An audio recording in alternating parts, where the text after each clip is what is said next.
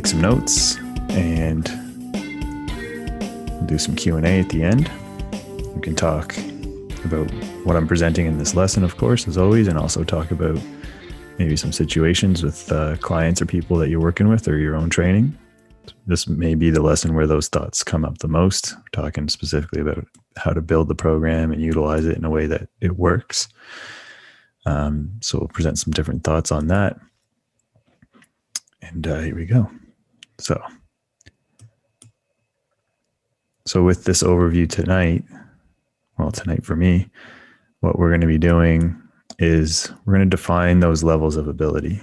And why is it important for us to actually define levels of ability when it comes to flexibility training and range of strength training?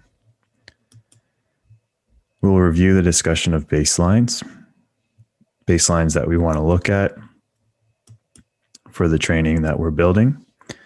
And we'll talk a little further about how we can establish baselines for different levels of ability.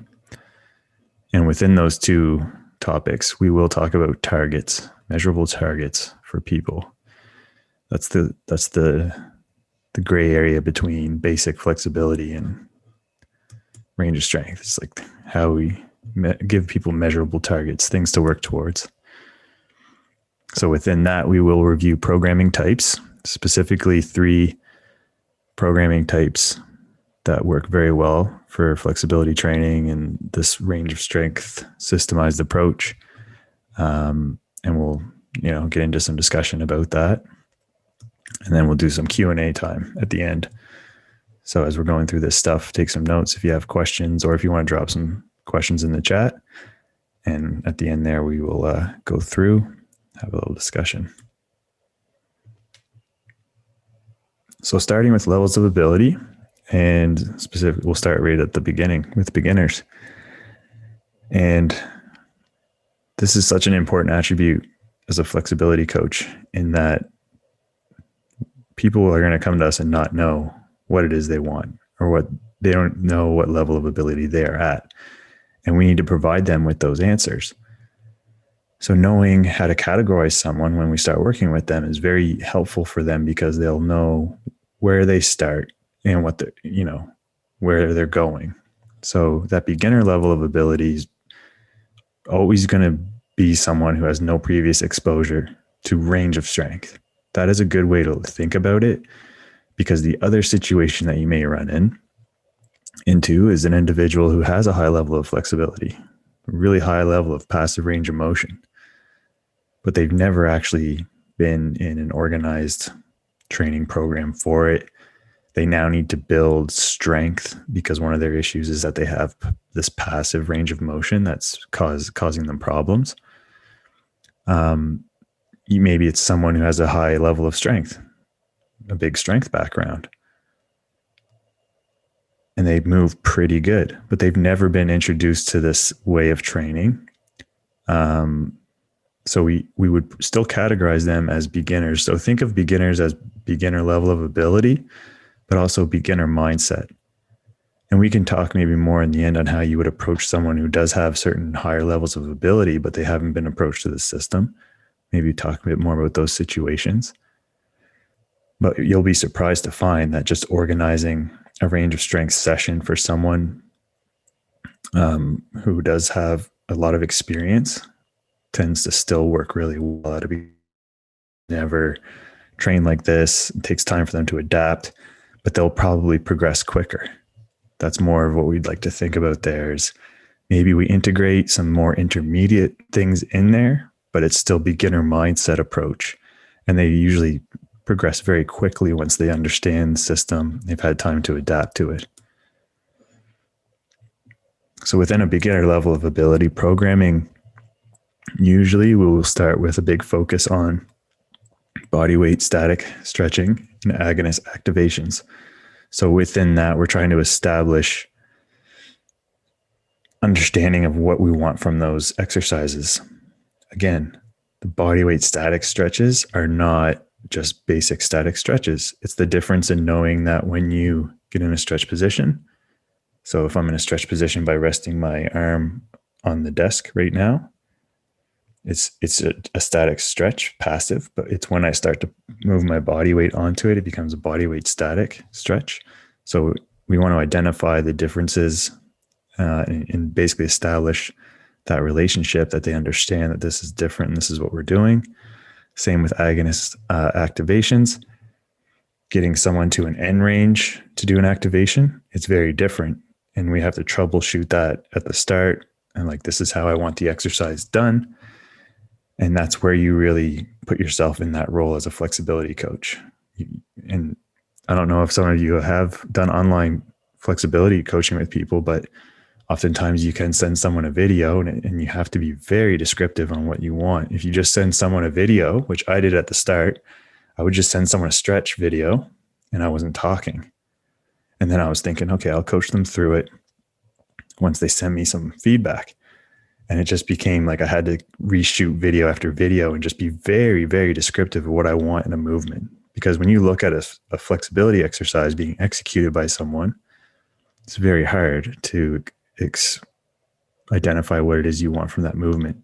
I want you to find the end range. I want you to find a position where you feel this. And there's like a lot of those things that you have to keep upgrading, but it has become more of a challenge if we're not face to face identifying what it is that we want. So you'll become a better coach the more you coach people and you see what the common things are that people will end up doing.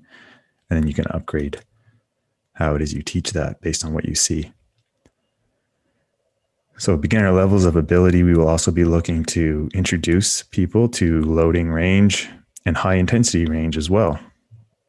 We know now that, there's methods for us to introduce them without them being at risk. A horse stance, it's very user-friendly at a beginner level. Long lunge, very user-friendly at a beginner level. And then establishing, when you introduce someone to loaded range work, it's done in such a way where we're allowing them to figure out how to use weight to get feedback in a stretch and to move into a better training range. We're not trying to beast mode them with crazy strength training. And some people will come in and maybe have seen the work you've done or seen the range of strength stuff. And they're like, they want you to like beast the crap out of them with like Jefferson curls and seated good mornings. It's like, okay, well, we got to learn how to do it first. And, you have to establish technical cues and what it is that you want to see from these movements. So that's basically level of ability for beginners. That's where our mind should be at as coaches. And again, even if it's someone who has a high level of experience, maybe it is that you don't tell them that you've categorized them as a beginner, because they might have a bit of an ego. And if they hear like, you're like, oh no, you're a beginner level, maybe you got to use your people skills and read the person's interactions with you. And maybe you just don't tell them that you're a beginner. It's just, okay, well, this is where you're at. This is some things that we need to work on this first, but you have this training now as a coach to say like, okay, basically anyone should be established as a beginner first, establish those connections, then move them down the line. Timelines are very, very important for us. And that'll be the question that you get a lot. How long is it going to take? How long is it going to take? How long is it going to take? How long is it going to take me to get flexible or to this? And that's, you probably get it in other ways too. How long is it going to take me to get strong or lose weight? And in flexibility training, that's like one of those things that is lacking. Like, especially if you don't know how to coach flexibility, is like, I don't know how long it's going to take. You just keep stretching, I guess. It's good to have timelines for different levels of ability. So don't just give them like a grand scheme, like 1 year, year and a half, 2 years kind of thing. Like it is humbling and it's good to know that it's going to take a long time, but you want to cut that down a little bit as well. And if you have identified that someone is at a beginner level of ability, then give them maybe the grand scheme timeline, like to get you to this level. It's going to take a while, maybe 2 years, year and a half, but in 3 to 6 months, we can do great things and we can get you to this point where you're doing this and that, all this stuff. So you've timelines are super important because then they know how long they've kind of start making those commitments like, okay, 3-6 months of work, I can do that. I can get to these points. And then once they do, they start to see like, okay, another 3 to 6 months, I get myself a little further. So timelines are super important in flexibility training, especially because you're going to have people that want to get more flexible and improve their ability in that area of training. But if we can't give them timelines, they won't commit to it. So let's talk about some targets for beginners. So this is very important too. Like for the most part, you'll deal with beginners starting out as a flexibility coach because that's probably the target market that you're trying to get people that are just starting out. And we need to, it's good to excite them about like, you can get the splits for sure. Like, yeah, you can work yourself to a point where you can get splits, but once they're in on that and we're training them, we want to be able to identify realistic targets that they should be hitting and some milestones along the way, especially knowing that the journey is going to take a little while if they want to go to a certain level of flexibility. So when we think about some targets we should be setting for our beginners, we want to look at improving movement in the shoulder and in the hips. So the flexion, extension, rotation assessments are very important, measuring someone's ability to do that, and then establishing a healthy degree of movement in those areas. There is more, there are numbers that indicate that this, in people of this age or gender, these degrees of movement in the shoulders and hips is considered healthy. And I have been asked that question a few times in the last few months. So I am going to actually pull some numbers and attach it to this lesson. Just nice to have. They're more clinical setting kind of numbers, but at least if you measure the degree of ability in the shoulder and hip, you can actually compare it to something and identify if someone is, below average or healthy and kind of establish what kind of percentages they should get at. So hanging strength is like something that most people don't really pay attention to, especially when it comes to improving flexibility. So this could, the ability to improve your strength and endurance in a hang is like your number one target in like strength through length in the upper body. So having someone like, they may be surprised that you're doing that too. Like you're setting some targets or baselines for their flexibility and you're measuring their hanging ability. So this is a great target for beginners. A lot of people that haven't actually measured this before are quite humbled at like how poor their grip strength and hanging strength is. And they don't make the connections to, the ability to hang well through full length and elevation of the shoulder and to change the position and to act like they don't make those connections to flexibility or better movement capacities in the upper body and shoulders. So that is definitely a core target that you should be nailing with beginners. How long can you hang? What's your max hang time?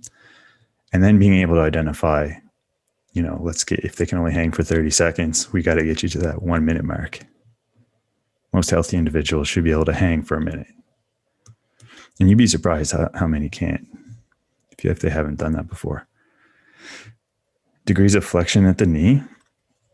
That's something that a lot of people will come to you at, especially at a beginner level, and not have a very good ability to flex the knee.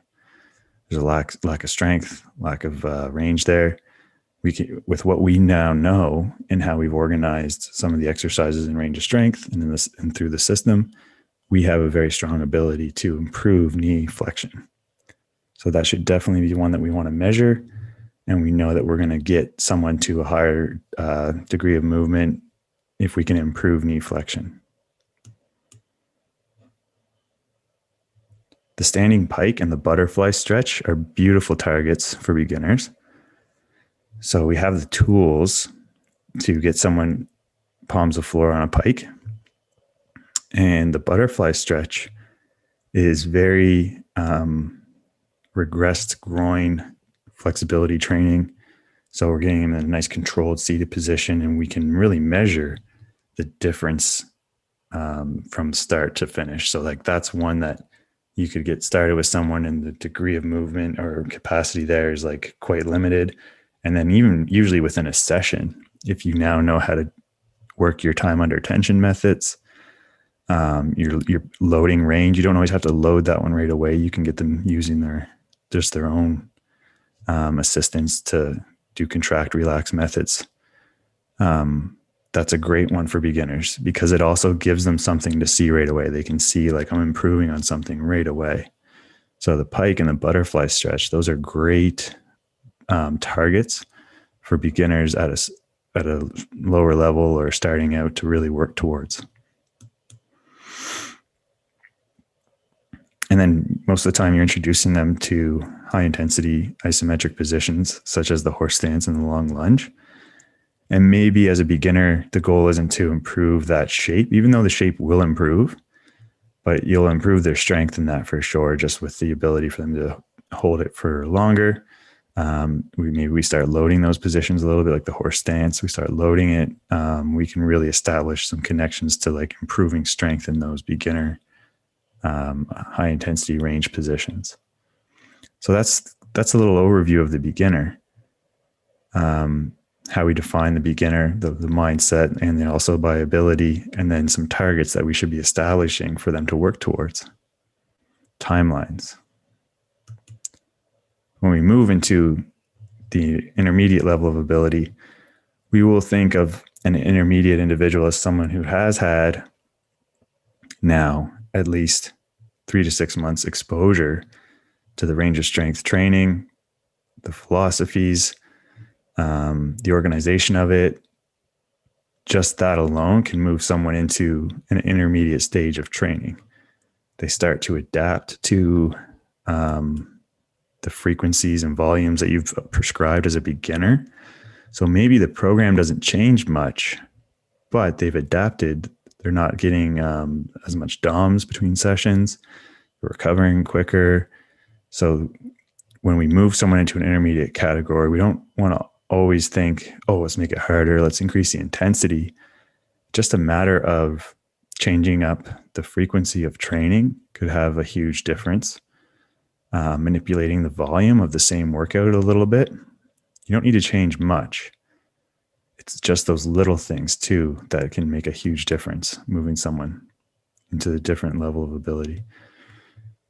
And letting them know that, like celebrating that. Like if you have been training someone for 3 to 6 months, they're seeing gains in like recovering between workouts, all that kind of stuff. Like just like letting them know, like we're going to reevaluate, manipulate the volume, add some frequency, and you're moving it more into an intermediate category. Like that plays a big role in them, like feeling like they're making that progress and they're moving in the right direction. Intermediate level of ability, we start to have more focused work in the loaded range work, and focused work in, we're now going to start building more strength in these positions. We've established better ranges of motion. We've established better quality of movement. But now we're actually going to start putting a little bit more weight on there. Maybe considering time under tension a little bit more. By this stage, we're starting to move someone into intermediate categories. We're starting to think about increasing the intensity, but more so through the loaded range work than the high intensity range work. This is also a good opportunity to introduce them to new methods. So ballistic stretching is one of those new methods that we're not going to kickstart someone off with head to toe in its fullest. You can expose someone to head to toe with elevated foot stretches and talk about head to toe moving towards that direction. But now at this stage, as an intermediate, we can really start to introduce them to higher capacities like ballistic stretching methods, head to toe stretch kicking, pancake pulses. And then, of course, we need to have targets. So that whole degrees of movement still is something we should be considering along the way, especially if there's a big discrepancy there. If there's a big imbalance from left to right shoulder, something that we are just always paying attention to. We're making sure that it's not getting any worse. It's not in that it's getting better. We're trying to make sure that we're approaching those balances. Now we're going to start looking at some of the greater outer range positions like the back bridge. We're going to start looking at increasing intensity in some movements like the Jefferson curl. So now they've established a good Jefferson curl. They are making progress on palms of floor pike. Now we can start talking about those standards. So the standards that we laid out, the bodyweight Jefferson curl at 50%, certain things like that. And you could probably start to actually program those percentages into their training. So maybe it's, our first goal is 25% body weight on a Jefferson curl, 10% body weight. You can start actually creating some programming structure around targets for these movements, which is exciting for them. Now, if we've established strong basic double arm hang, we can start exploring single arm hang, improving, again, bringing that strength, endurance in the hang position up to another level. Degrees of knee flexion is, again, something that doesn't always improve right away as people start to get better and move into better levels of ability. You may even have someone who's kind of in between intermediate and beginner still. So that's one that we still want to make sure we're measuring and ensuring that that's improving. We'll talk about some of the movements that we want to look at for that specifically. And then we would be looking at moving into like seated good morning intensity. So we've been establishing horse stance at a beginner level, and we've introduced them to seated good morning, but now we're starting to increase the intensity.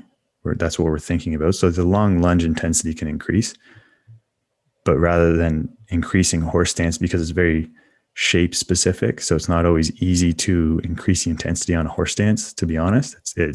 It does get to a point where it's got to be more about the shape development, hips parallel to knees before we look at increasing intensity. It wouldn't be as smart of an approach for us to do that.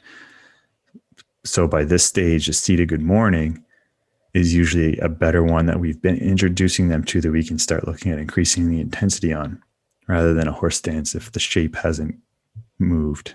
Like, I wouldn't move someone to a 5-step, 7-step stance really until like they've started establishing really good strengths with that endurance, like really good shapes. So let's look at advanced level of ability. And you may not work with many people at an advanced level of ability unless you yourself become very advanced as well too. I don't really consider myself very advanced for the most part either. But it's also like, because we're thinking about level of ability. When I think of like advanced level of ability, I think of, over splits and back bridge walkovers, and just like when you start moving into advanced categories, it's very specialized, and individuals that do start to move in advanced categories start to look for specialization in their training. And we'll talk about that, but also think the same way that we think about beginners, in that there's an advanced mindset as well. So again, when it comes to maybe starting to categorize people under an advanced category of training, you may categorize someone that you're working with as more advanced just based on their mindset and exposure to what you've been doing. They love working with you. They want to keep working with you. They're making progress. 12 to 18 months you've been working with them, or that they have been training these systems. That's an advanced level of mindset. Like maybe they are on the cusp of getting the splits, but they're like super strong in some of the loaded range positions like Jefferson curl, seated good morning. So that would be a thought process here as well too, is that don't necessarily categorize them as advanced level of ability and that they can do all the splits and all the bridges. And there are people that are at that level. And if they are, they may be more so looking for specialization training. But also if they have been in the system and working for over a year, then they have that advanced mindset and advanced knowledge and how to do all this stuff. So you can still help them out quite a lot. there would be more of a focus on the high intensity range work, which it doesn't always have to be just isometric specific. In some of the way that we present different progressions for splits and different progressions for some of the high intensity positions. It's not about just isometrics. It's about also moving really well in these positions. Again, we would start looking at reevaluating the volumes and frequencies, trying to manipulate them in such a way that we're striving towards the goals that they have. Once someone starts to get to an advanced level of ability, the goals become a little more isolated. So in that beginner intermediate stage, it's all about the system, which is what's really nice for us to have with the range of strength is like we have this system. We know that if we stick to the system, we can get someone to a very high level of ability. Now that someone starts moving to advanced stages, and it's like, I really want to get my side split. I'm really close. So now we maybe start thinking around, okay, strategy. How can we change this in such a way? How can we specialize that we make those changes? And specialization is probably something I'll talk about tonight that I haven't talked much about. And I'm thinking that I will do a support call on specialization alone, more so sharing my own specializations I've had with people, training them and helping them work towards one specific target or one specific specialized type of flexibility. So we'll have a little bit of discussion on that tonight. Hopefully I'll be able to organize a full call on it and we can go a little deeper on that. So good targets for advanced users. So still something, you may actually work with someone who has that advanced level of ability or advanced mindset from the start. So like they start working with you because they're in pain. Because now you, as a range of strength coach, with your training, you know that you can bring someone to a high level of flexibility and movement, but you're also really good at removing pain. And we'll talk a little bit more about that today as well, too. Maybe just some other considerations. But you know that with the system, you could help someone that's experiencing pain. And that's actually a good target market as well, that I've used that's worked really well in the past, too, is like, if someone is at a high level of ability, you have the splits, but you're in pain, that's a problem.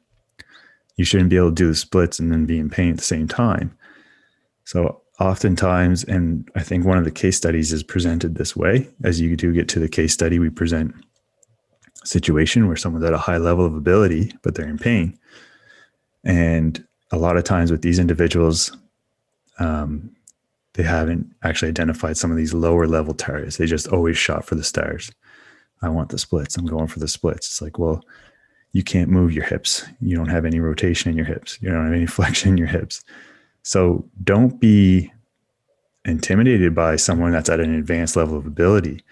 You have the answers. You can help them if they're in pain. If you're experiencing pain and you have the splits, that's a problem and I can help you.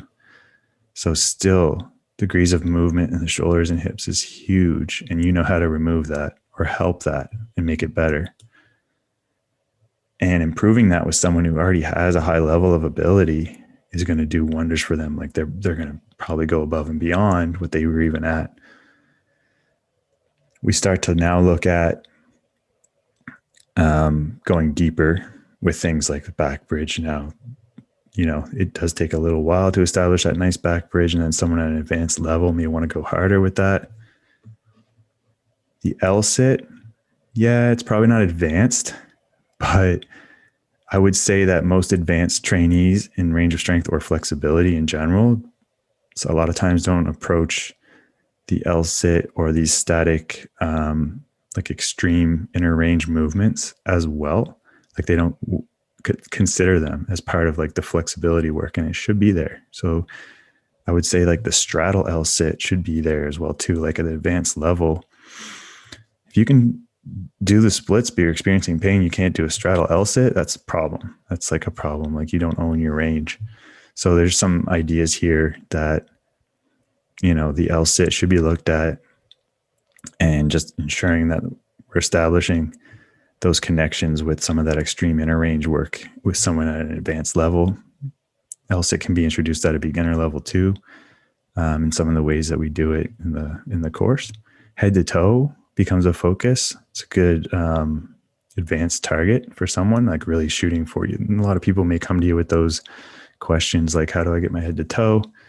And we can provide those answers. We can start moving them more on that path. And the German hang. So now we should always have our hanging hat on as a range of strength coach. So trying to move someone down the line to advance their level of ability, we're trying to advance their level of ability in a hang. We're going to look more so at the outer range or the greater stretch positions in a hang. So now starting to look towards improving strength and endurance in a German hang, which is also shape specific and very regressive and progressive, would be a good target. A lot of advanced trainees don't actually probably take that one as seriously as they should. But in many disciplines of gymnastics and acrobatics, a German hang is like one of those checks in the box. Like you need to be able to do a German hang before you do a back lever or before you get really intense in certain things. So that's a scenario you may run into as well. Someone training high level of calisthenics and they have like shit range in their shoulders, but they can do levers and they have pain. They haven't checked that box. Like your hanging ability in an outer range position isn't good. So it's almost like you have to bring them back down and kind of work them back up, so to speak. Still looking at knee flexion, but maybe looking at it more from a strength point of view. By this point, hopefully they have great knee flexion. But now we're thinking about how we're continuing to improve that. And that's the idea with range of strength, is that you don't just want to be happy or satisfied with like one position. You're always trying to think about like, okay, so now how can I take the range I just developed and knee flexion and improve it? There's many ways you can do it with knee flexion. You could do it with ATG split squats, squatting in general, ass to grass squatting. The reverse Nordic is a nice body weight movement for improving just basic strength and knee flexion, but that should be the hat we start to kind of wear for knee flexion when we get someone to a really good point of flexibility. There is now establishing the strength.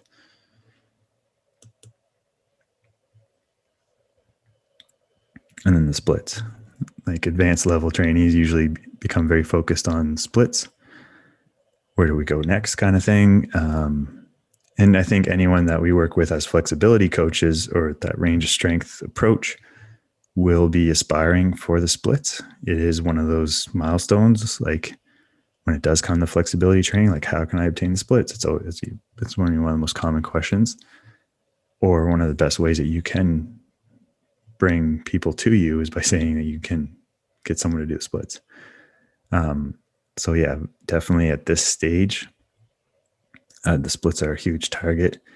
And again, potential specialization may be needed to go to that next level. So let's go over baselines.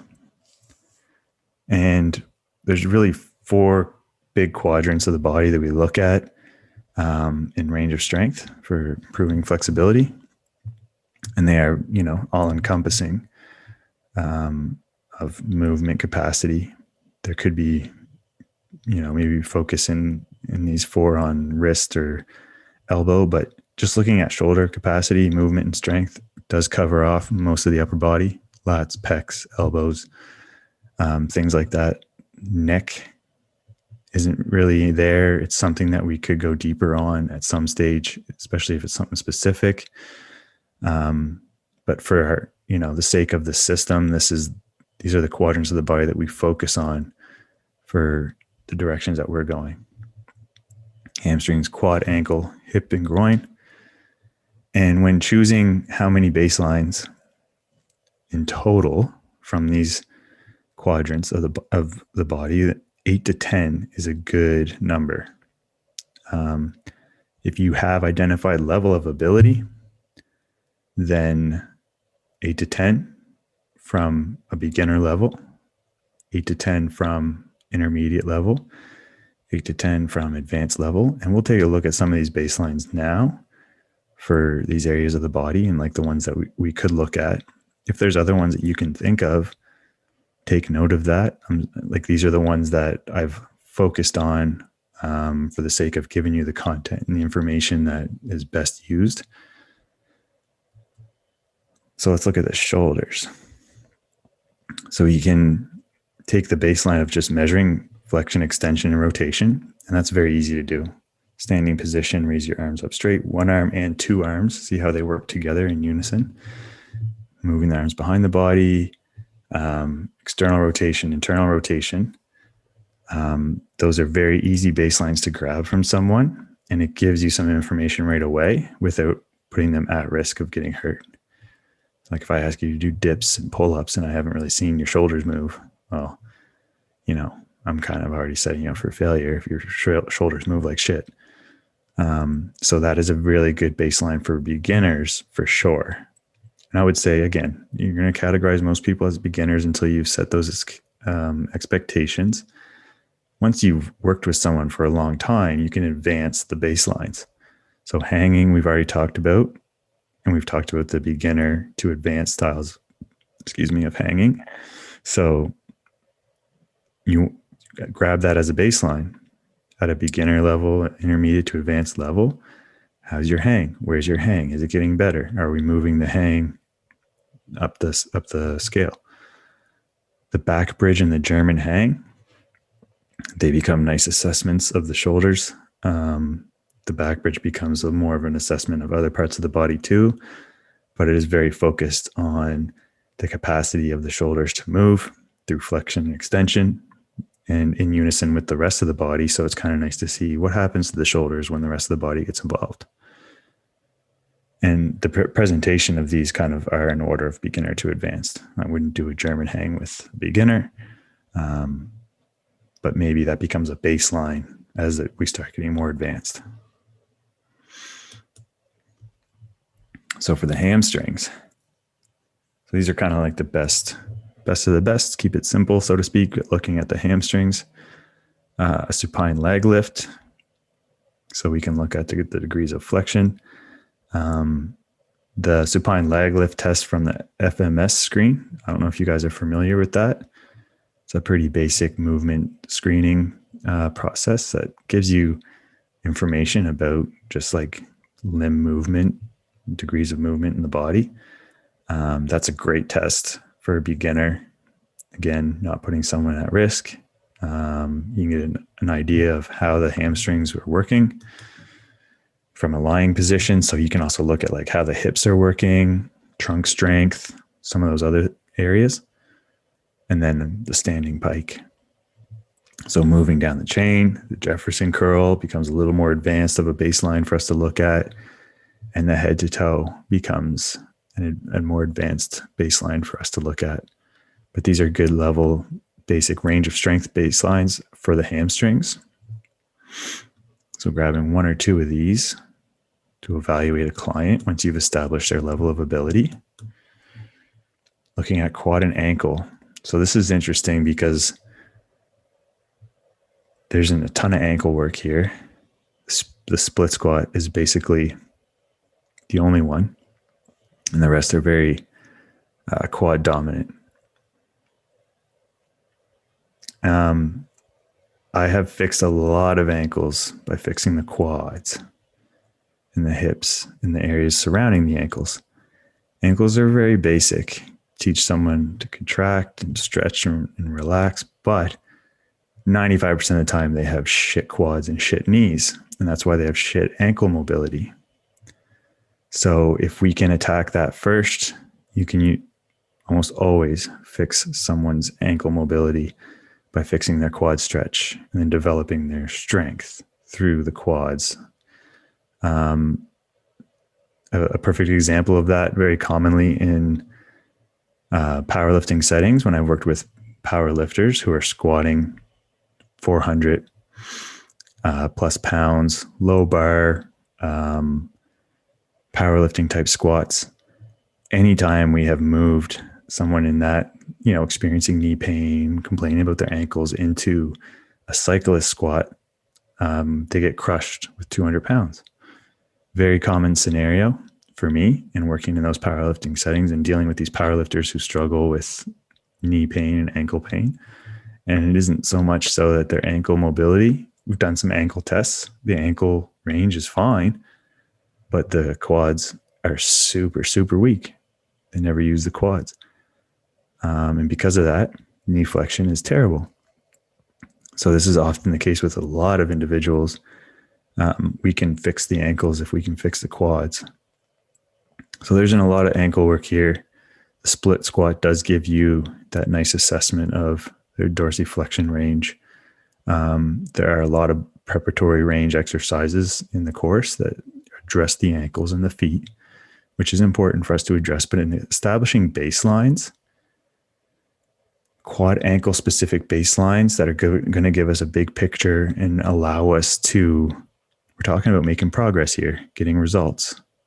These are the big four that kind of move from beginner to more advanced. Let me talk more about that afterwards. I'm seeing a lot of messages pop up, so that's good. Hips and groin. So like the shoulders, the degrees of rotation is very important now here when we're specifically talking about the hips and how they move in relation to the groin. With quad and ankle, we do get a look at the hips with some of those movements and flexion and extension, but degrees of rotation here now become important where we look at external and internal rotation of the hips. Very easy assessments as well. You can find them in the range of strength protocols course. That's where I've laid out a lot of baseline work for you. Butterfly stretch, with or without load. It's a great baseline for the groin, especially for a beginner. Seated back against the wall. Let's just see how far you can bring your knees down. Now let's see how much weight we can use. Those are great baselines because they're very measurable. You take a picture and we can look at it again later. And we can also say you use 10 pounds and then 2 months now you're using 25 pounds. So that is a great baseline for the groin, especially if someone is very limited level of ability. The seated good morning and pancake, the horse stance and the long lunge, and the splits. So just moving into more advanced level of baselines. When looking at now starting to look at static positions, what we need to look at in the before and after is like how many degrees of movement did they gain in those positions. So if you are establishing those baselines as a coach, it is good to use an app. Coach's Eye is popular. Another app that one of the Real Movement members actually messaged me about that I started using was really good. I should drop it in the chat because it's called Angle Meter. Angle Meter is awesome because it's like a goniometer and it like kind of float. You can move it on to wherever you want on the like for splits and then just measure it and show like before and after. So I'll just drop that in the chat after. Angle Meter. That's a really good one. I've just actually also used my edit button on the phone too. Like I'll edit and I'll draw lines with my finger using the ruler to show like the angles and like the differences. But yeah, the baselines, when it does come to those static positions like splits, it's going to be all about showing the lines and the degrees of movement improvement over time kind of thing. So that is level of ability and baselines. This lesson is a little more in depth, but I promise you I won't keep you too much longer. We're just going through the organization and the programming types now. So organizing range of strength. And this is every coach's problem to solve. So how do we organize a session? And this is even the problem with some of the other certs that are out there. And this is feedback I've been getting. Well, I have had it myself. I've taken the courses and I'm still like, man, I just don't know how to build these sessions. And other coaches have done that too, have talked to me and been like, I took this cert and it was great content, but I still have no friggin' clue how to build a session so that it's efficient and that it works, that it gets results, that kind of thing. So this is like, this is like the icing on the cake. Now I've got all this crazy information. Like, how do I organize it? How do I make it work? And this is what I'm presenting today is like the best 3 ways. And the third way is like the new way, kind of thing, I think, with everything that we've established through Range of Strength in the last year. But the best 3 ways, in my opinion, to organize Range of Strength. But as an overview, there's 3 main categories, and they align with the lessons and the certification. So in lesson 1 and 2, we introduced to preparatory range work with body weight static stretches and range agonist activations. So we would take those 2 lessons and we would just categorize all of that under preparatory. So preparatory range work. Strength specific range is now categorized under loaded range work. And you could have some in-range agonist activations in there as well too. It is strength specific, but more on the preparatory side.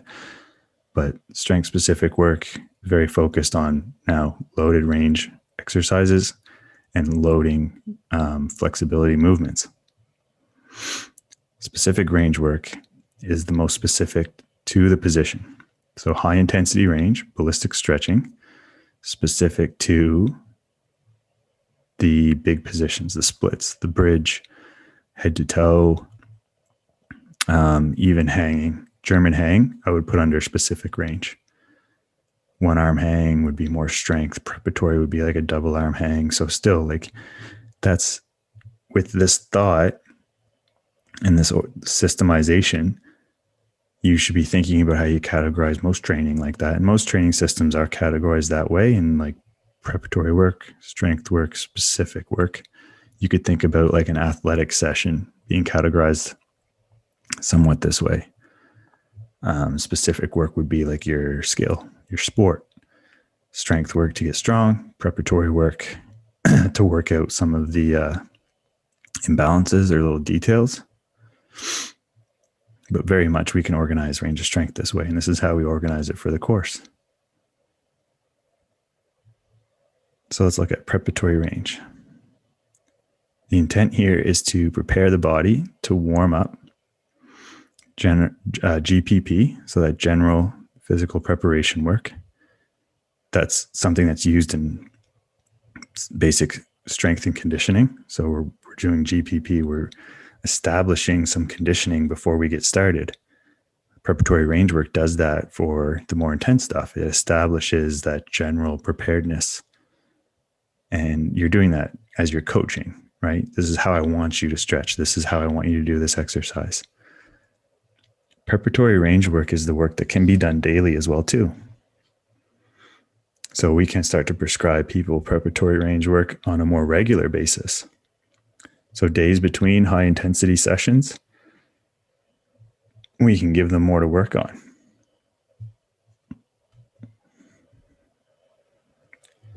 And then as stated prior on the last slide, body weight static stretches and end range agonist activations are a very focus point for us here. We can think about like dynamic preparatory range work. We've done the limb swinging is introduced in stretch kicks. So in the ballistic stretching lesson, now you go back and you see the tutorials for stretch kicks, introduces to leg swinging as a build up to that, and basic joint rotation work.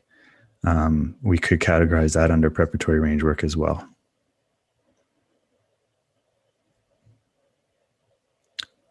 So let's look at strength specific range work, trying to establish that strength outside of the outer range. We would be thinking about gravity resisted movements like the hanging L-sit, and also thinking about the gravity assisted mindset is more for that introduction process to loaded range work. Like if I'm introducing someone to a Jefferson curl and we're using weight so that they can start to move into a greater end range, we're not necessarily using it to strengthen it to a higher level, but still we would have that gravity mindset on more in terms of organizing a session. Strength specific work is very focused on the loaded range work from that lesson and also from the library. When you look at everything that's categorized under strength specific, it's basically loaded range exercises.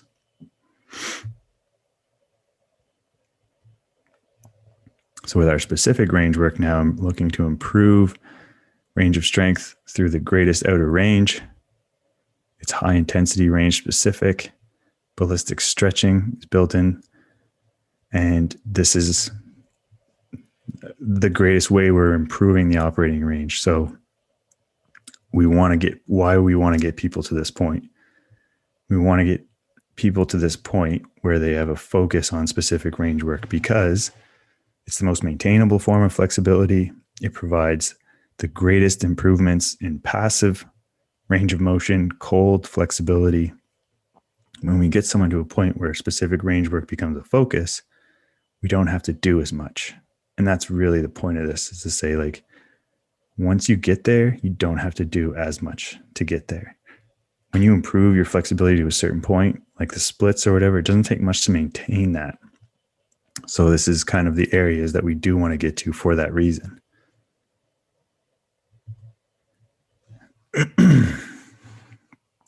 So we're going to look at 3 ways to organize a session. So the first one is deep range work, deep range session. So a session that is very heavily focused on one particular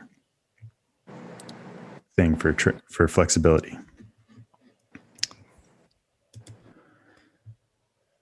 So this is a deep range session for front split. You can see that the categories are basically laid out linearly. So you're moving from prep to strength to specific range work for front split. So it's a very tidy way to build a really long session that's very focused on one particular range of strength position.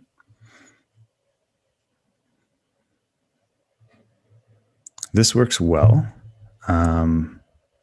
There are things that we would want to think about here. Body weight static stretches may need to be broken down differently. To just say 2-minute hold may not work for someone. So if we were talking about individualizing this, we may want to break this down further. So often the case, if you do go back to each of these lessons previously, I've now given you the tools for programming and prescription. If we're going to do a deep range session, we would want to consider more deeply here how we would prescribe each of these movements. A 2-minute hold may be something that someone has to build up to. 4x30, 2x60, 1 2-minute hold is a very great way to do that. And then even at the end as well too, 1 90-second hold may not be something that everyone can do. We may have to individualize that for the user and the person that's doing this session. So this deep range session could be something you think about doing for all of those big positions. So if you go through and you see how it's organized with the side split and the back bridge, head to toe, you could think about creating big sessions like this for all of those things. Downside to this is it's a bigger time commitment. So for the most part, you may not get as much participation for someone who's wanting to integrate it into what they're doing. They don't have as much time. This works really well with someone who's like fully all in. I just want to do this and I want to improve this. So it may work as a specialization approach. And there may be a better way to organize it if we are thinking about specialization. But those are some things to consider with deep range session. Don't prescribe this to everybody. Think about who it is, what they want, how much time they have, and where their buy-in level is at with you. Integrated. This is the most common approach that people want. And sometimes you do have to say like, okay, I know you want this, but this is maybe something that's going to work better for you. But the integrated approach is going to usually be the most common thing that you run into. So this style is presented in the practical guide to splits with like how splits can be integrated. And we did do that range support call on integrating range of strength, which is a good one to go back on and to review, like different ways of integrating. But that idea now of organizing the 3 ways we've categorized range of strength works really well. So preparatory in the warm up and the prep work, cycled in with other ways. This is presenting real movement training style. Strength specific range, organized in the strength work with an antagonist movement, be it upper body or antagonist to a seated good morning. And then in the auxiliary movements or at the end of the session, we now have the specific range stuff built in. This one example here is for side split. So this is a great way to do the integrated approach. So someone trains in a way already that they really like doing, and they're probably going to do whether or not you tell them to or not. This would be like, okay, I know you're doing calisthenics and you're doing this. Like this would be a way for you to integrate range of strength style training to work towards your splits. Save some time, do them both together. So I'll also attach that range support call on integrating range of strength. So that's on this lesson. So you can look at that as well too for just a bit of a deeper dive on integrating.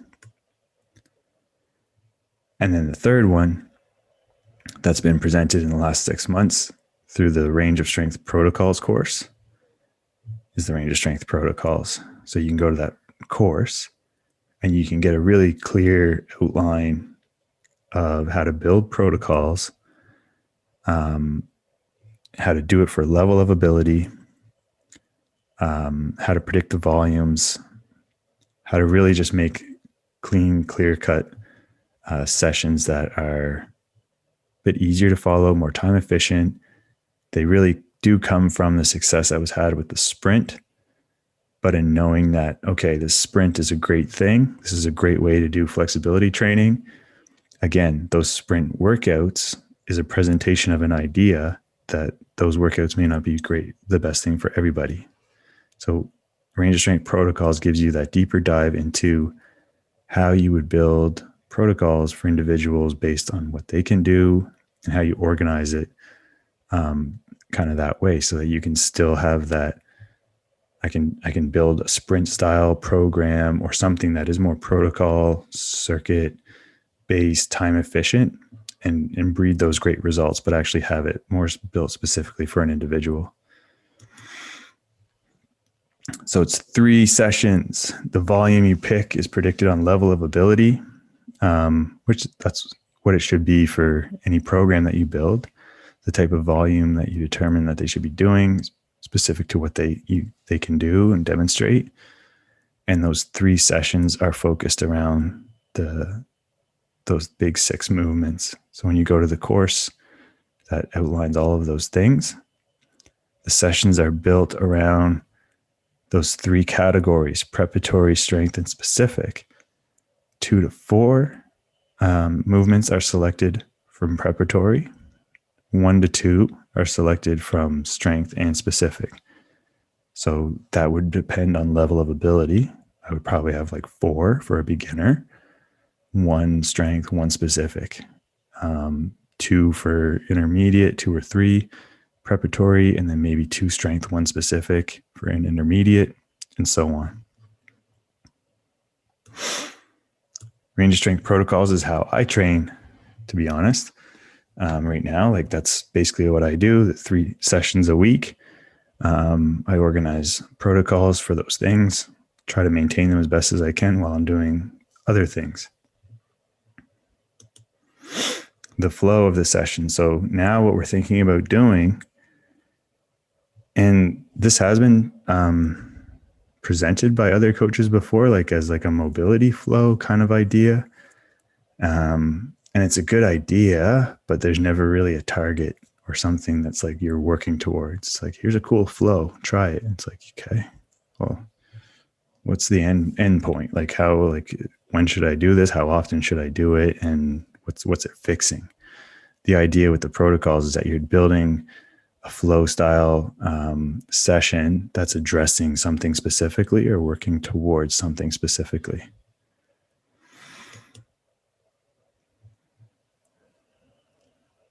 So we'll talk more about some other considerations like reassessing and deloading and things like that as we just finish up. We're just finishing up here now. But yeah, these ideas would be more thoughtful of the protocol. So 4 to 6 weeks before establishing a new training block, and then very focused on reassessing baselines, which you should do for any type of programming type that you're going to use. This reassessing of baselines is something that should be occurring 4 to 6 weeks of a training block to make sure that we're moving in the right direction, and then providing new stimulus.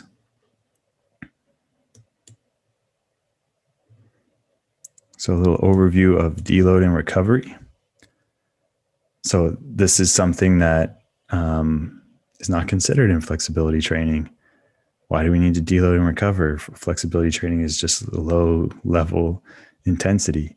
But now we're learning that we're taking that flexibility training to a new level. We're learning that flexibility training is very similar to strength training, and we need to plan these periods of rest. We can plan these periods of rest before baseline testing. It's what we try to establish with the range sprint as well too. When you first do your range sprint, when should I do my baselines? Again, it's like take a few days off or a full week off. Where it is like only been 30 days, a few days off works best for that one. And then you check your baselines again. So you can plan periods of rest for when you want to really see how far you got. And that's a smart way to do it with flexibility training, because if you aren't doing it that way, people will end up testing where they're at all the time. Like check-ins are good, but to actually test and push yourself is a better thing to note. Like we're checking in on how this session went versus this is a test week where we're going to actually test ourselves and see where our range is at. And when thinking about approaching deload, you could have two approaches here. Having a full week off, depending on how hard the training has been, how long it has been, or having a half volume approach, a half volume week. So half of the volume, half of the workload. And that works well in 4 to 6 weeks training blocks of a full 12-week cycle. So if it was 4-week blocks, every 4th week, there is some period of deload at maybe half intensity. You could have a full rest week at the end of a 12-week training cycle. But yeah, if you think about training that way, a 12-week training cycles only gives you really 4 a year. And you could easily plan out someone's whole year around flexibility training if you wanted to. We did talk about last call about in-season, off-season, like athletes using flexibility training. That's another one that we have to go a little deeper into, because now you know all this stuff and you want to apply it in different settings. These are other considerations you would want to think about as well too. So I'll finish off this lecture with other considerations, and we'll dive into some Q&A. But volume and frequency is going to be the big consideration with programming. You've defined level of ability. You've established some baselines. How frequent can they train, and what kind of volume should we be prescribing them? If they can only train once or twice a week, then I would probably choose a higher range of volume. So I might have deeper range sessions. Well, you can only give me twice a week. I'm going to build, you have to do sessions that are this big to start seeing improvements. If they can commit to 4 times a week for 30 or 40 minutes, maybe we start looking at protocols. So now it's higher frequency. I can't crush them with volume. They only have this much time. So these are the other considerations. These are the big ones are going to be volume and frequency. You really have to establish that. What can you give me? And also being able to tell them, if you can only give me this, you have to do this. So that would be like programming type. I'm choosing this program because this person can only give me this. Knowing our training zones. So the rate of perceived exertion. Yes, when we do stretches, we want to know time under tension methods. And we've talked about this and we did the time under tension. But the rate of exertion or the rate of their perceived exertion in the exercises is more important for us, because with flexibility exercises, we can prescribe times and sets and reps and contracts and relax. But if we don't know how hard they're working, we don't know if it's where we want them to be. 7 to 10 is the optimal zone. If someone is not in that zone, and this is in terms of stretching, not a CrossFit workout. Like, I don't want you to feel like you're getting blasted in a CrossFit workout. I just rate the perceived exertion of the stretch. If you can't do a full couch stretch flush to the wall, then you're trying to push the limit. Think of it as we have to teach them what rate of exertion is, because some people don't know it until they've experienced the soreness. But moving someone to their greatest end range and getting them to hold, and they can only hold it for 30 seconds, that's around a 10. We need to know how to establish these numbers for them. So once we've established that, okay, you can only hold this range for this long, I want you to back off. This is more of like a 7, and I want you to hold this for this amount of time. And this is where we'll hang out. So really understanding the RPE scale and being able to teach that to someone will do wonders for you as a flexibility coach and in a flexibility session, because it is different than getting beasted in a workout. You need to also identify with people that it gets harder within the set. We don't want to move someone in flexibility training right into their greatest end range and get them to hold that. Like, there's the time under tension lecture is good to refer to, but we need to establish rate of perceived exertion just as much. This comes up because we get injured or overtrained. And this think of this more as like a rule of thumb if you're using the system.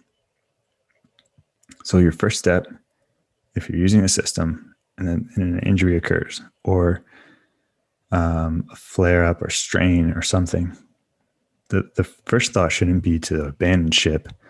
The first thought should be to make some changes here. And the first thing we should do is remove specific range work. So we know specific range work is the highest intensity of the work we're doing in the system. It's the most outer range that we're putting our body. So that should be step one.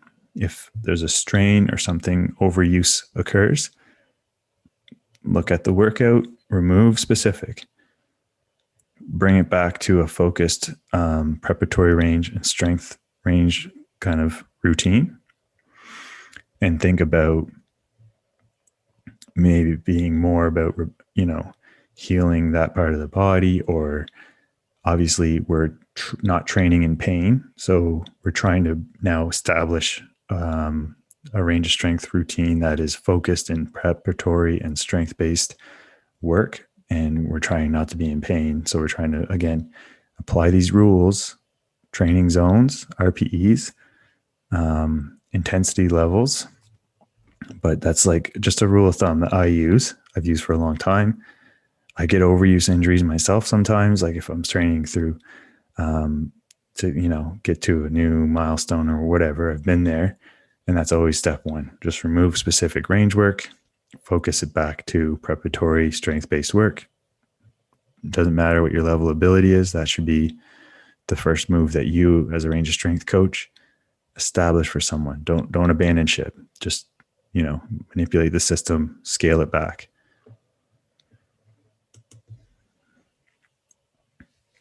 Undulating periodization. So just closing up on that thought on specialization approaches that I've taken that have worked really well.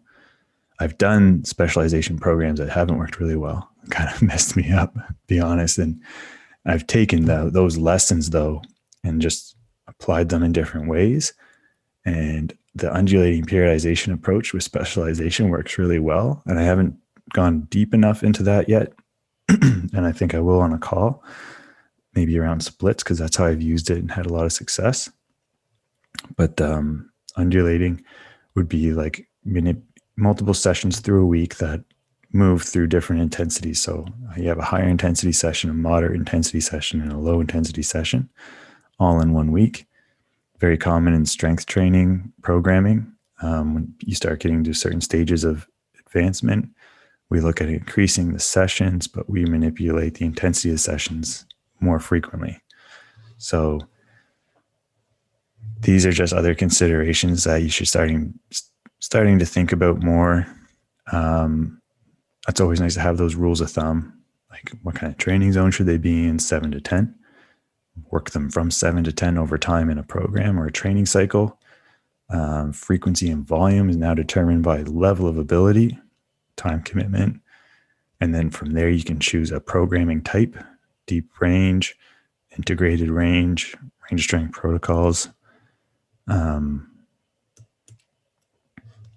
So that was a meaty call. That was full of information. But I really wanted to redo that one and just throw some of those things in there for you guys. Some of those thoughts now. And it's always cool to have people that have done the course, been doing the course, now go through and talk about these things.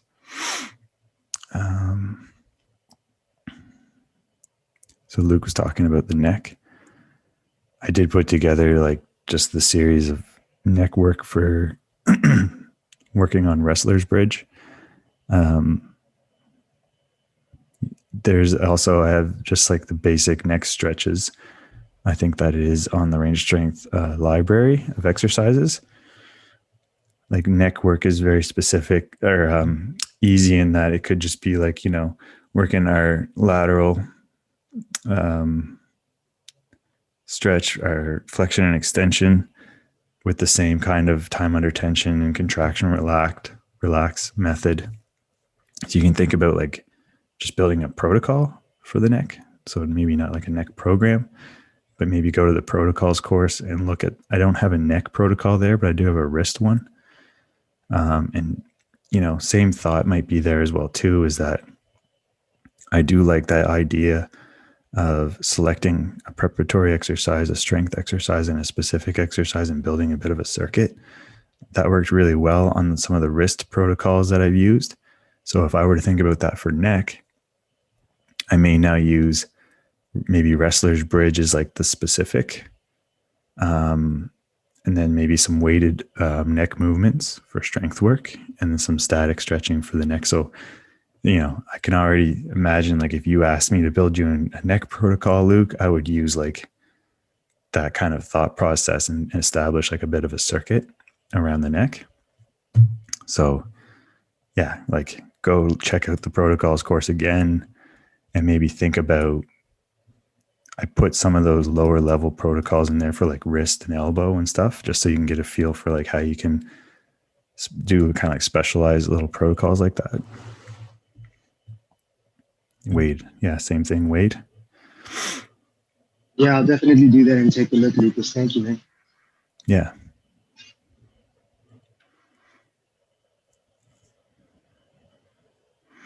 James, you're saying the Dorsey in your hero pose is one of your biggest sticking points?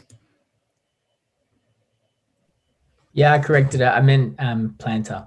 Yeah. Not Dorsey. Okay, yeah. When I find that when I'm getting into the position, I have to really make sure that that I'm at full extension, because otherwise when I go down, I feel really tight, just like at the very base of the ankle and starting into the upper part of the foot. And if I put too much weight on there, then I know that the next time, like if I try to do it the next day, then it's too tight and I feel it like an immense pain on both sides. Does that make sense? You're getting some soreness from it then, like some DOMs. Yeah, well, not just that, but I can't go through the motion either. So one day if I do a hero, or even if I did like the Range Strength sit up, one day I'll be able to go all the way down. I can get my head to the ground. I can almost get my shoulders completely to the ground. The next day, if I try to do it, I can't go past, not because I'm restricted by my quads or my hips. I'm restricted by the ankle and foot. Right. Yeah. So I would, like, first thing I would do or consider for you would be, we know that the preparatory range work is daily. something that we could build in daily. So I would think about like tibialis stretch being something that maybe you do a little more frequently, starting adding it in. And some movements like that would probably be, an easy way to just like, if you haven't been doing it daily, I would start working on it a bit more just to have it, those options to open the range up more frequently without, often is the case too. And I've been there where the bigger movements are the better movements because it's like all encompassing, but we start just doing them a little too much, or, there's just other things that are exciting, and we just have to not necessarily go away from them, but just go back into those lower categories and know that, there's an answer there. Preparatory range work, you can do it daily. You can build a protocol that just like you could just spend time each day just opening up tibialis, ankle dorsiflexion, whatever it be. So it's just kind of nice to know there's an option there. Just go do some preparatory range work in between those days. Monitor the intensity. Calf raises actually would be really good too. Like I wouldn't do a tibialis raise because it might, tighten up the tibialis more. But if you're doing tibialis stretch with some calf raises, so then you're getting that agonist activation with the calf raise and the stretch. That's a nice coupling that you can do more frequently in your warm-ups if you just tend to be someone who gets a little tighter there. Does that help? Yeah, definitely. I mean, I've never had issues. I guess I've never really had that much DOMS in my calves because I do lots of skipping. But I definitely think I need to do more tibialis stretching. Yeah. Yeah. And that is one of those sweet ones that you can have kind of built into more of a daily routine. Tibialis stretch, plantar fascia stretch. You don't have to hold it for 3 minutes or 2 minutes every time, but it could just be like, if it's between skips, doing skipping and then some tibialis stretch, pretty easily integrated there.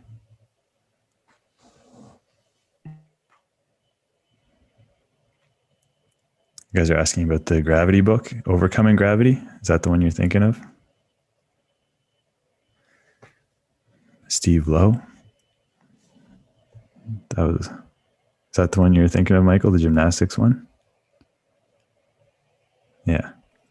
I think I heard you mention it before, but I couldn't remember what it was. If you guys haven't read Overcoming Gravity, it's a pretty cool book. It's not as flexibility based. Steve Lowe is the writer.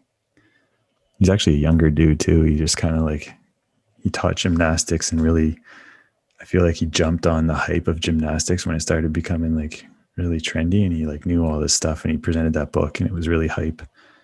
He presented all the skills, and he presented it with the way you would present it in a strength training sort of way. Like when I read it, that's how I saw it.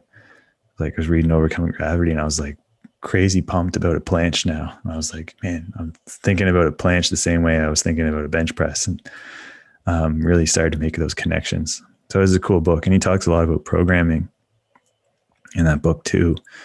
He goes really hard into programming, and his second edition actually goes even harder into programming to the point where it's almost, you don't even understand it, but he's really nerdy about that stuff. And it's cool to have. It's just a cool tool to have. Overcoming Gravity is a great one. So examples of RPE from 1 to 10. So really, I don't really think about anything below 5. If someone's below 7 to me, they're usually not in the training zone that I need to get them to. But that also has to come with video. I do more online coaching now than face-to-face. So for me, I got to see videos and I got to see execution before someone tells me that they don't feel anything, or if they say under 5, it's I got to see it because I shouldn't be under 5. But powerlifting, RPE is a nice one because it kind of tells you reps. So reactive training systems, Mike Tershner, he's like a really good powerlifting coach, but he's like, again, he presents it in a way where you can apply it in different ways. 7 is like, feels easy, could have did 3 more reps. 8 is like easy, could have did 2 more reps. 9 could have did 1 more rep. 10 max out. So that kind of you could think that way with flexibility work. Like, what does a 7 feel like? A 7 feels like you can complete all of the sets without saying that it was hard. Like, you were uncomfortable, but it was doable. Okay, this week we're going to move to an 8 or a 9. Like, a 9 would be like, basically someone feels like they can do it, but it was hard. And a 10 is maxed out. So if I'm going to prescribe a 10 in a program, it's like end of the cycle. We're going to max out. You're going to hold this range. It's going to be your greatest range for this amount of time. We're going to put this much weight on, and I want you to do these many reps for this amount of time, and once someone knows, don't prescribe 10s to a beginner, but like once someone knows what they want to feel or what kind of position they can be in, you've worked with them for, a couple months, you can start thinking about pushing someone to those levels of RPE when they understand what it's going to be. I should do an RPE scale for flexibility. That's what I should do. Thanks for the idea. That would be amazing. Yeah. Yeah, there's definitely a need there, because I'm like, even when I'm building programs and looking at RPE, like I go back and I look at like the old powerlifting ones to get an idea for like, yeah, you can say reps or whatever, but flexibility would be good to have numbers and like what we should feel. Well, I was going to say, you kind of started to mention something about if you can hold it for whatever length of time and like that's comfortable. Or like if I can hold it for 30 seconds, but then I'm like done, like maxed out after 30 seconds, like that's a 10. But like if I could have held it for 10 more seconds, or if I could have held it for a full minute, then maybe that's lesser. That's kind of what I got from when you were talking about the holding it for 30 seconds or something before. Yeah. And yeah, it depends. If it's 4 sets of 30 seconds in the first set, you can barely hold it for 30 seconds. It's not maybe that the stretch is too hard. It's that you're too deep into the stretch. We have to be able to coach it, right? So it is hard to just like prescribe something, not be able to see it that way. We talked about exposure method. So what do we do when we're trying to get someone to that next stage? Like, a 4 by 30 seconds might actually work well for you for like a couple months, because I just keep doing exposure method, get you into a bit of a new range. And now we're in that new range for 30 seconds. So we don't have to jump to 60-second holds and 2-minute holds right away. It's just nice to know that you have the option now to say, well, we're going to keep doing 4 by 30 seconds, but now we're going to move into this range. And you build it up over time, because you're using that exposure method each session to say like, this is the deeper range. We're going to hold it for 10 seconds, 15 seconds, and then we're going to go drop back. So yeah. Yeah.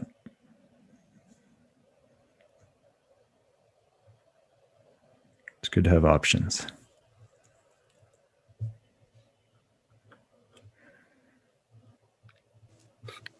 I was going to kind of ask a question about the periodization and like the cycling, the training and things like that. Yeah. So I was just kind of wondering, because if you were saying like if you have somebody for X number of months or what have you, would you use the beginner, intermediate, advanced? Like you kind of categorize prioritizing different types of exercises within that. Would you cycle through those So say like I'm going through these like preparatory range, like is the main focus for beginners, and then moving into more loaded range for the intermediate. Would I then maybe cycle back to the preparatory range and do that kind of periodization? Is that what you meant by like the undulating, or? Not necessarily, no. I'm a firm believer of like, if it's not doing anything, get rid of it. So I think we do want to have that approach here too, is like, it's cool to know the whole library of exercises, but if it's not doing anything, when you like, I can go hold a couch stretch right now and flush my back to the wall. It's not going to do anything for me. Maybe as this active recovery, that's nice to know that we have the option there.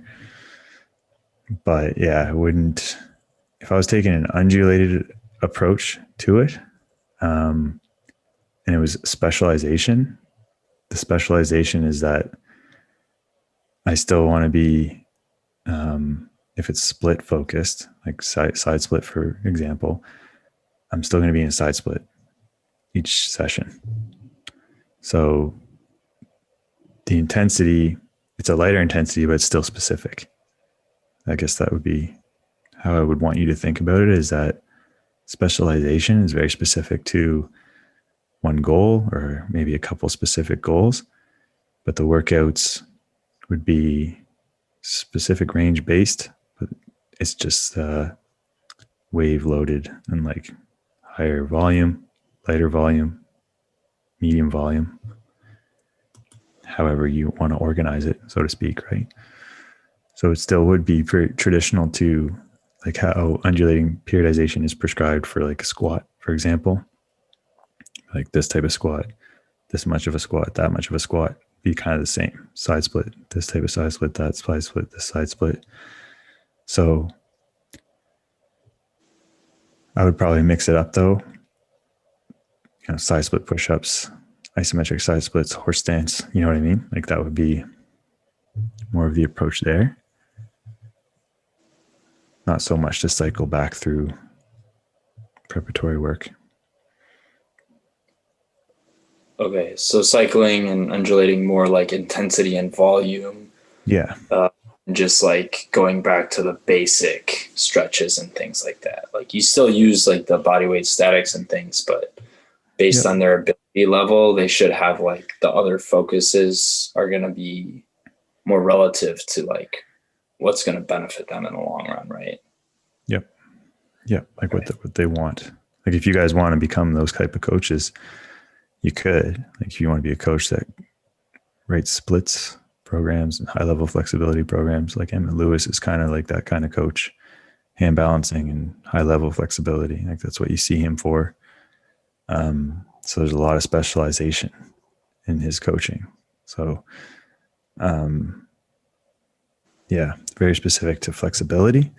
When you get to specialization, like that would be where you're going that way. Like you probably wouldn't be doing specialization flexibility training for your swimmers.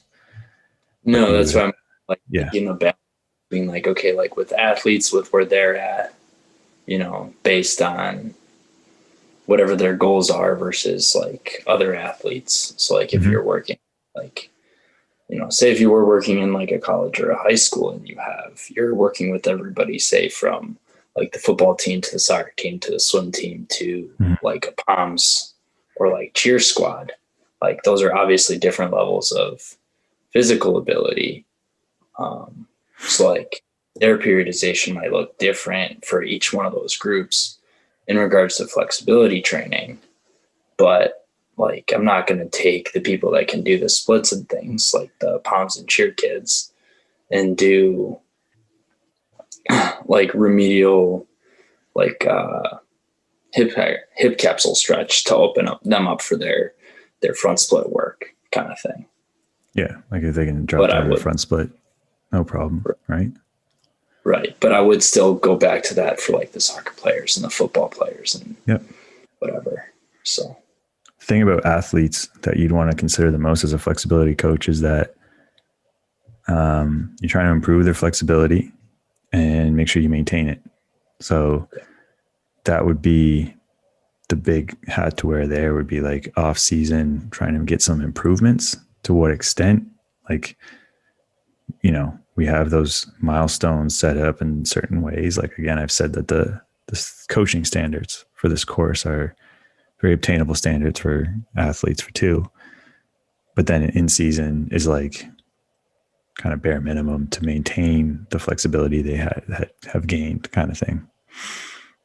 But if someone, you're able to measure a level of ability, maybe those, you know, just doing preparatory range isn't enough in season. You want to do some horse stance work, but at a lower level, and you know how to break that down so that it's being maintained at this certain level. So it would be different that's why I guess those would be 2 different discussions: specialization, flexibility training versus athlete in season, off season kind of approach. Yeah. Because I think that would also be like where you could get into like the deeper range sessions would be more off season type training style, and protocols would probably be more in season, like time saver wise. Yep. And goal orientation, right? Yeah, for sure. Cool. Thank you. That's a good question.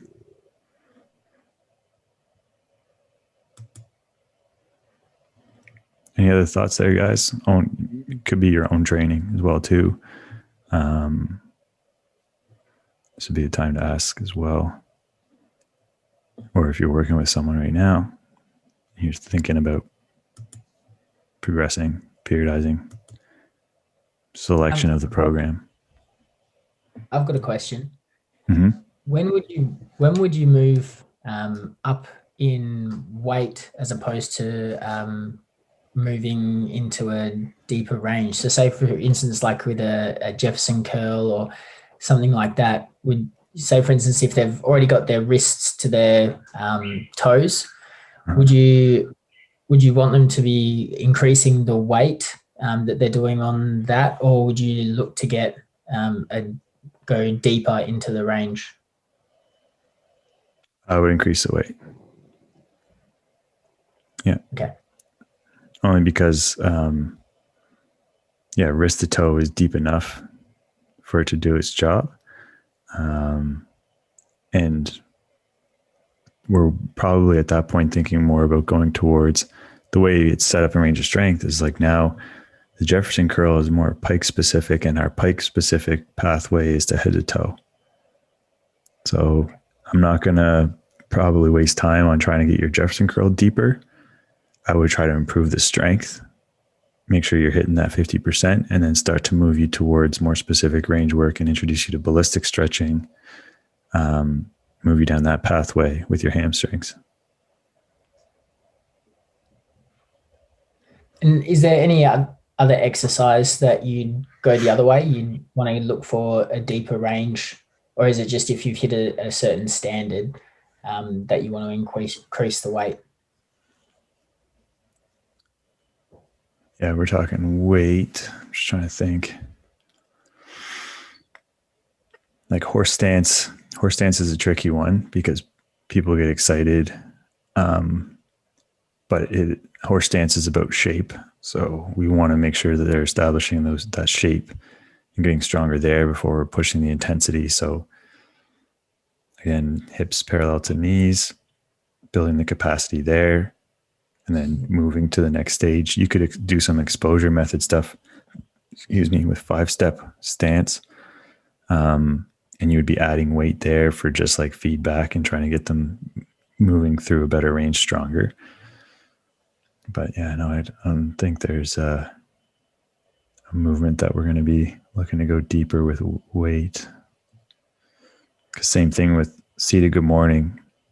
It is funny when you think about seated good morning, because James Fuller, he posted kind of a funny post. He's always posting crazy posts. It's good stuff. It's always good. But he posted he said, stop doing seated good morning in the middle of a bench because you could get stapled and stuck and you can't bail the bar. And that makes sense if we're going crazy heavy with it. But our goal with range of strength is to use enough weight to help assist someone. Like we shouldn't be using weight that's going to fold someone in a seated good morning. Yeah, because it's all assisted with the weights. Yeah. And we're coaching where seated good morning does get implemented in other training protocols with like no intent behind the lumbar extension and the deeper range, but rather just going heavy. So the seated good morning done in the middle of a bench for us is about the milestone of actually getting your abs to bench with whatever weight that is needed. We set some standards with like 50% body weight, which is very attainable, and it's not a weight that should staple you. So yeah, that would probably be one exercise as well that you would think about, like, should I look to go deeper on this? I know we talked about the loaded, was it the loaded elevated leg? Like putting it on the head to knee. Head part. Head to knee, sorry. Yeah. Where we putting the leg up on the oh the yeah, bench. that's right. Yeah, we talked about that one too. Yeah. Because I back when I used to train, obviously with Kung Fu and Muay Thai, a lot of it was around that kind of stuff.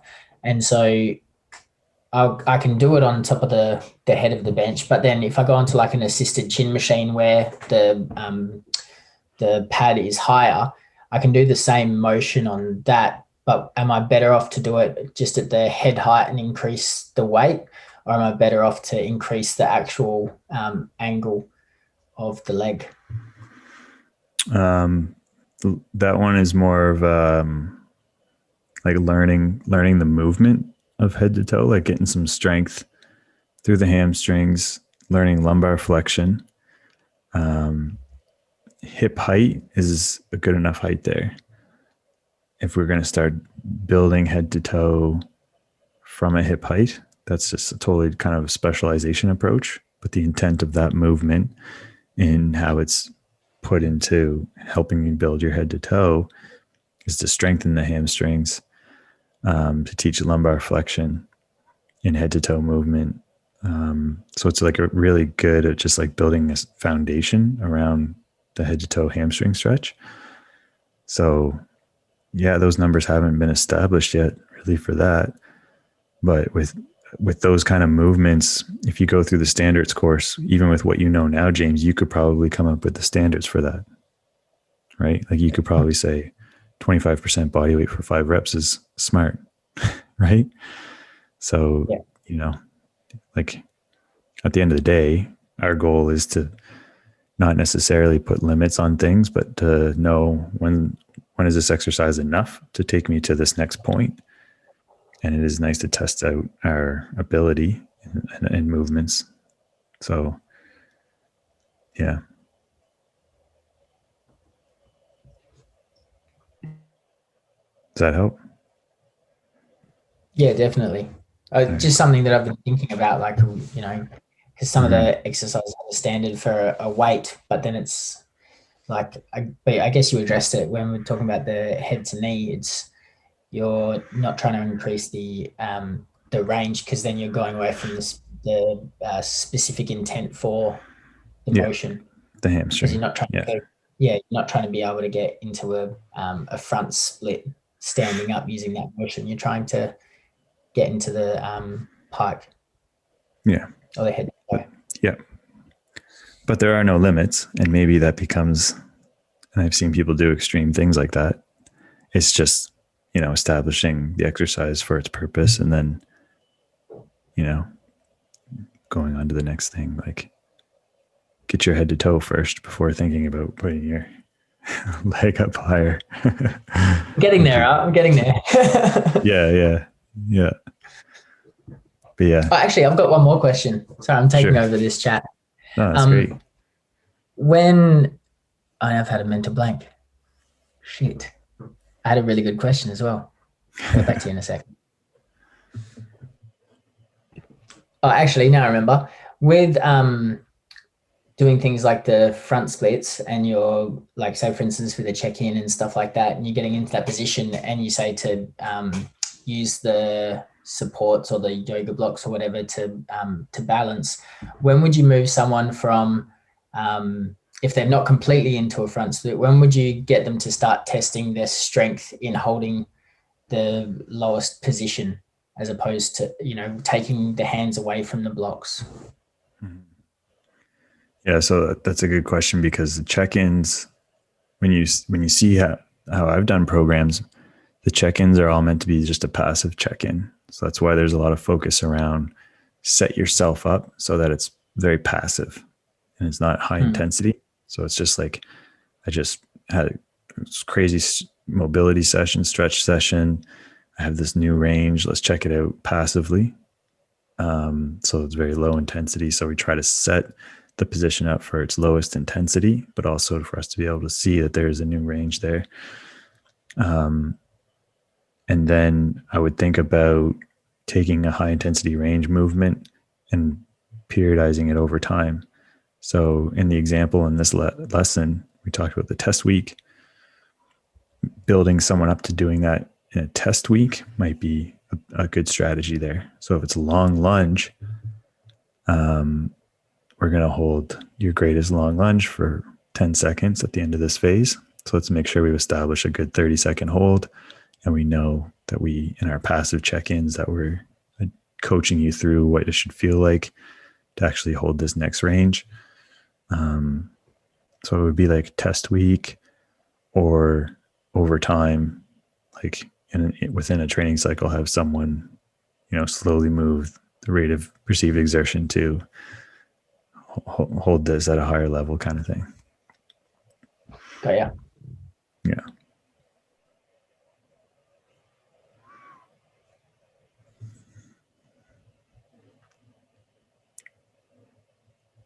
Yeah, there's those core foundations for the big positions, like your long lunge is more important than your front split until you get a front split, kind of thing. Passive side split is a little more important than iso side split. You should be able to passively get there before you're trying to get there actively. Otherwise, you don't know what's going to happen when you get there. So the same goes for, what's the other one I'm thinking of?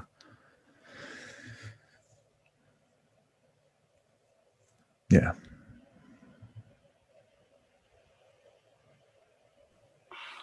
Okay. I'm just kind of like having this weird thought or whatever, but I don't know if it's just me or maybe it's other people too, but I find that like long lunge is more comfortable than like a passive hold in like that front splits position. Mm-hmm. Like whenever I try to relax in there, I just feel like more tension, mainly through like my front hamstring. But then when I do the long lunge, I feel like I can get my hips, like, will be fine. Yeah. In your passive front split, you're still pushing a new range though. Like in your check-in, it's like, if you're feeling that, Okay. You're pushing, it's not passive. Right. Well, Yeah, and then like, so sometimes I've even tried, like, I'll get into that like kind of passive range there, or like I'm trying to just let it go down. But then whenever I like flex in the position, even just like trying to like resist going much deeper, it feels like I sink. I don't know.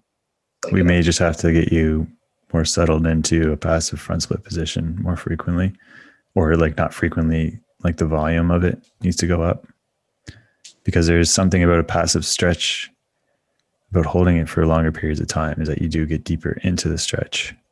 So if we get in this front split stretch position now, the check-in should be like 2 to 3 minutes with some contract relax.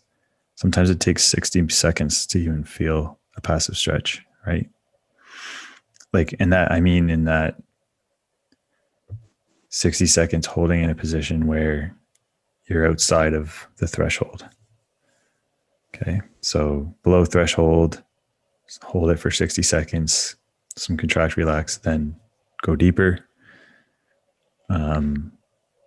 That's maybe something you need to explore now, is just spending more time in a passive position to feel like the muscles actually relax in the stretch. Because you know enough now to know what needs to be done in that position. You have made a lot of progress, but now, especially with front split, it doesn't work so good with side split to sit really long in that passive range as much. But yeah, I think you're at that stage where you could explore that.